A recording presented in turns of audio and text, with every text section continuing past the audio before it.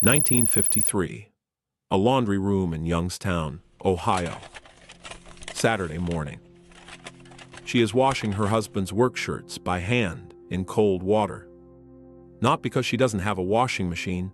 She does. She is washing them by hand because she knows that hot water and machine agitation are what destroy fabric over time. And these shirts have to last 3 more years. The average American household today spends $1,700 a year on clothing. The average American household in 1953 spent approximately $200, adjusted for inflation. Not because clothing was cheaper, because these women had 20 systems for making clothing last. This video covers those 20 systems. Before the list, understand what changed. In 1953, the average garment was made to last 8 to 10 years. Today, the average fast fashion garment is designed to last 8 to 10 washes. This is not an accident. The clothing industry spent 7 decades engineering obsolescence into fabric, thinner weaves, weaker seams, dyes that fade in 6 months, and simultaneously eliminating the household knowledge that could counteract it. These women had that knowledge. This video gives it back. Number 1. The cold water wash discipline. Hot water breaks down fabric fibers. Every degree of heat above 65 degrees Fahrenheit accelerates the degradation of cotton, wool, and synthetic fibers. Hot water also sets stains permanently, shrinks natural fibers, and fades dyes faster than any other single factor. She washed everything in cold water, not as a sacrifice, as a preservation strategy. A 2019 study from the American Cleaning Institute confirmed that cold water washing is equally effective at removing everyday soil from clothing. The only items that require hot water are items with heavy biological contamination. And even then, the temperature needed is 60 degrees Celsius, not the 90 that most American washing machines default to. She knew this empirically in 1953. The hot water default on modern machines is a manufacturer's setting, not a hygiene requirement. Number 2. The drip-dry protocol. She never put a garment in a dryer unless she had no other option. The tumble dryer does 2 things to fabric simultaneously. It mechanically agitates fibers against each other at high speed and applies heat. This combination is the single most destructive force in the modern laundry routine. The lint trap in your dryer is not catching external debris. It is catching your clothing, fiber by fiber, every cycle. She hung everything. Shirts on hangers, sweaters flat on a towel to prevent stretching, wool items away from direct sunlight. Drip drying at room temperature extends the life of a garment by between 3 and 5 times compared to machine drying. The average American household today runs approximately 300 dryer loads per year. At the average energy cost, that is between $60 and $90 annually, spent on destroying your clothing faster. Number 3. The fabric rotation system. She never wore the same garment 2 days in a row, not for aesthetic reasons, for structural ones. Fabric needs time to recover its shape after being worn. The fibers in a well-made garment will return to their original position if given 24 hours of rest, but not if compressed and worn again immediately. Wearing a garment on consecutive days without rest accelerates fiber breakdown, accelerates odor retention in the weave, and accelerates wear at stress points like elbows, collars, and knees. She had fewer garments than you do, but each one lasted longer because she rotated them deliberately. Number 4. The mend before replace rule. A loose button was repaired the day it was noticed, not when it fell off, not after the garment was washed. The day it was noticed.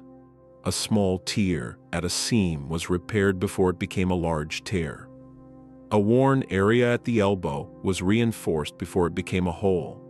This sounds obvious, but the modern household does not practice it, because fast fashion has made replacement cheaper than repair, at least in the short term.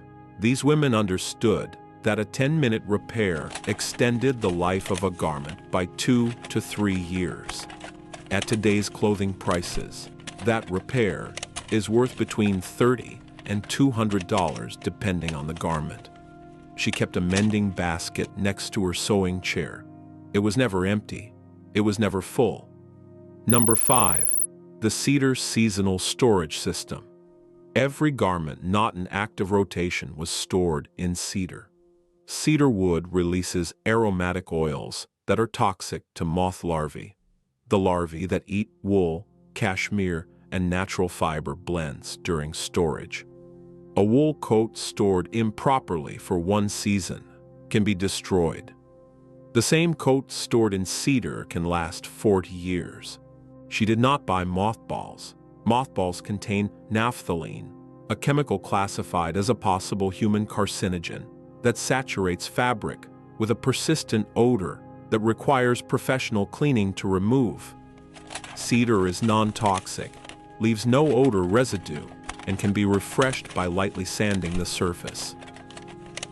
Cedar blocks cost pennies and last years.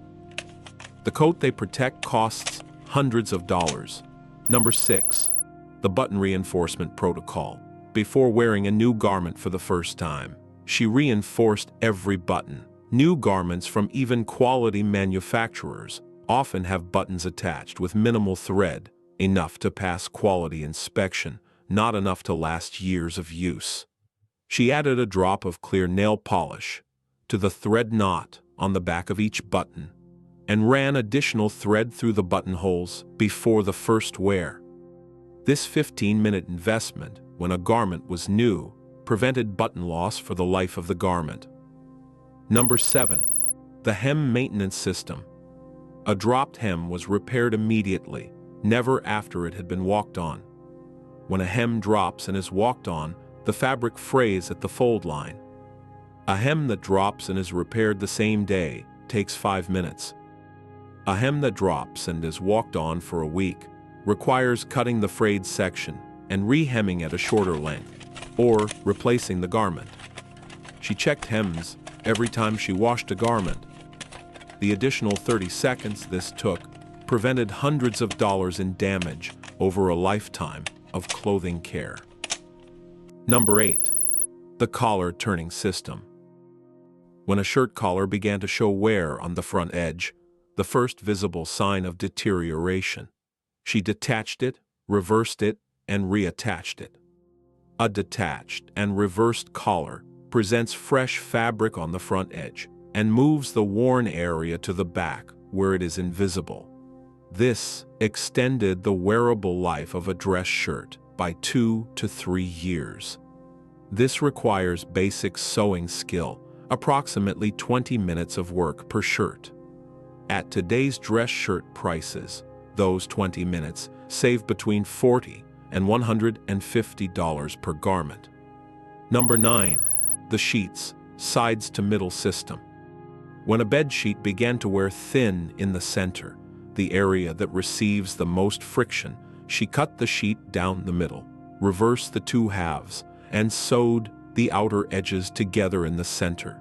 The result was a sheet with fresh fabric in the high wear center, and the worn center fabric now on the outer edges, where it received less friction. A sheet handled this way lasted twice as long as a sheet that was simply used until failure.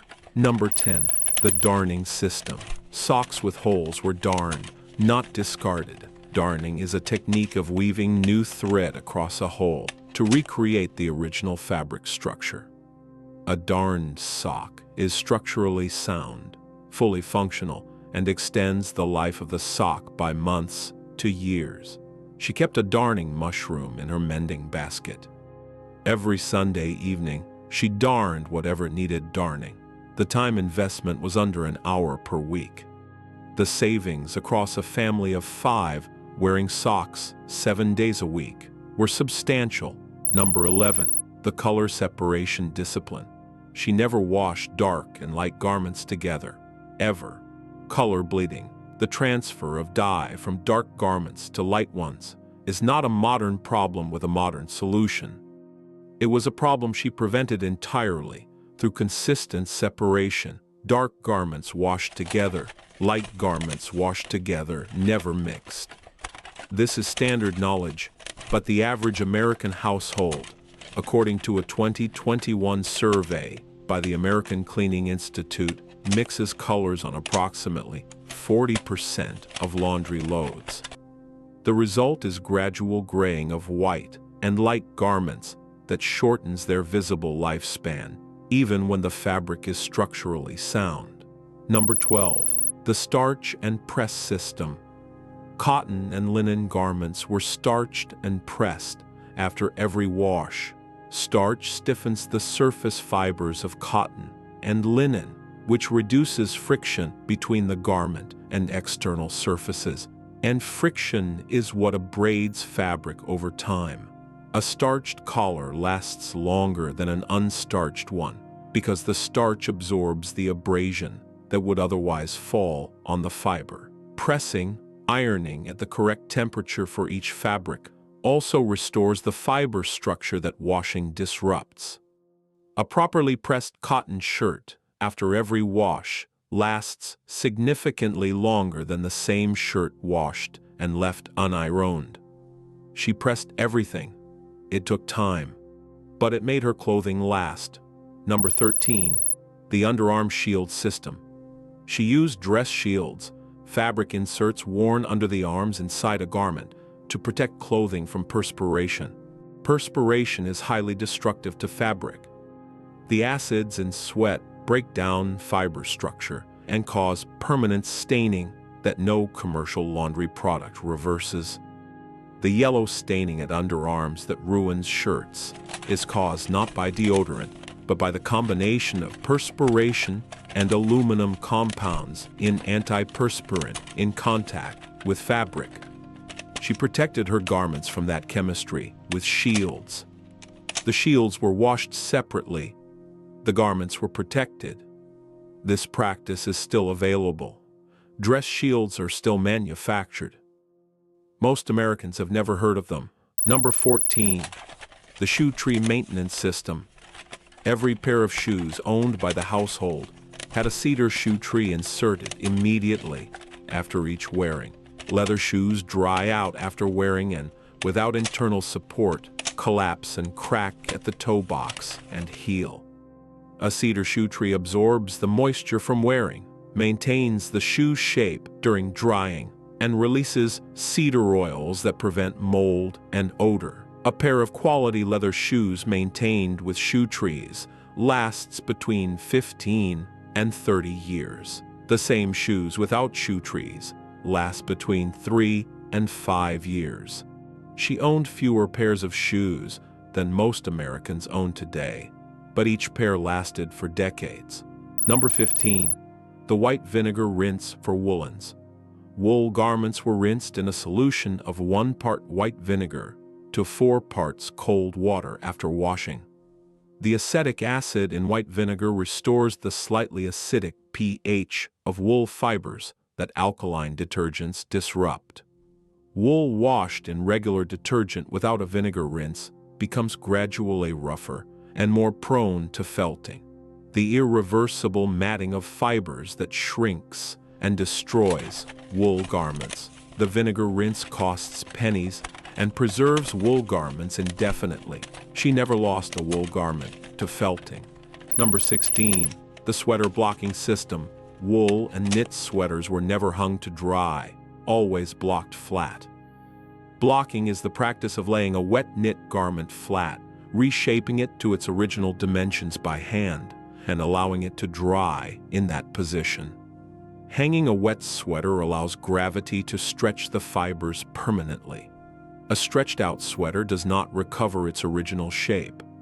She blocked every sweater after every wash. This preserved the fit and structure of knit garments indefinitely. Number 17. The zipper wax maintenance system. Every zipper in active use was run with a bar of beeswax or a white candle twice a year. Wax lubricates the zipper teeth, prevents binding that stresses the zipper pull mechanism, and prevents corrosion in metal zippers. A waxed zipper lasts the life of the garment. An unwaxed zipper fails at the pull mechanism, which cannot be repaired in most modern garments, requiring replacement of the entire item. She kept a stub of candle in her sewing box, specifically for this purpose. Number 18. The patch before discard system. Work garments, her husband's work pants, her own house dresses, received fabric patches at stress points before those stress points failed. A knee patch, applied before the knee wore through, prevented the need to replace the garment.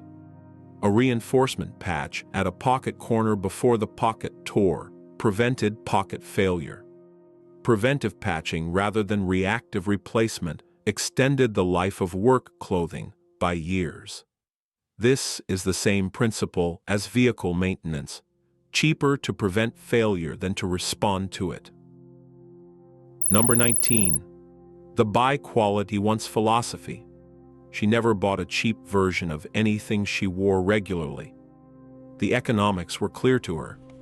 A cheap shirt that lasts 1 year costs more per year of use than a quality shirt that lasts 10 years, even if the quality shirt costs 5 times as much up front. She bought the best she could afford in the categories that mattered. Work clothes, school clothes for the children, her husband's dress shirt for church. And then she maintained them using the systems in this video. The fast fashion industry built its entire business model on reversing this calculation, on making the per unit price so low that consumers stopped thinking about per year cost. She never stopped thinking about per year cost. It is the only calculation that matters. Number 20, and this is the one that none of the systems above can replace. The capsule wardrobe discipline. She owned less, not because she couldn't afford more, because she understood that every additional garment in a household is a maintenance liability, something that requires washing, storage, rotation, repair, and eventual replacement. She owned what she needed. She maintained what she owned. She replaced nothing before it was necessary. The average American household today owns approximately 65 garments per person. Studies from the Fashion Revolution organization estimate that the average American wears approximately 20% of their wardrobe regularly. The remaining 80% is maintained, stored, and eventually discarded without providing meaningful use. She owned 30 garments.